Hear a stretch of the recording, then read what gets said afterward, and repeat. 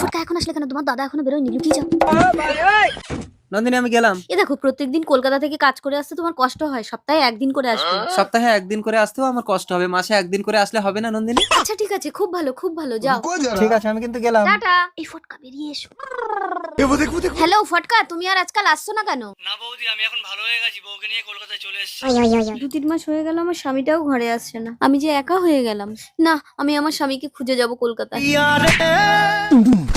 এই যে এই লোকটাকে কোথাও দেখেছো? কোথায়? চলো চলো।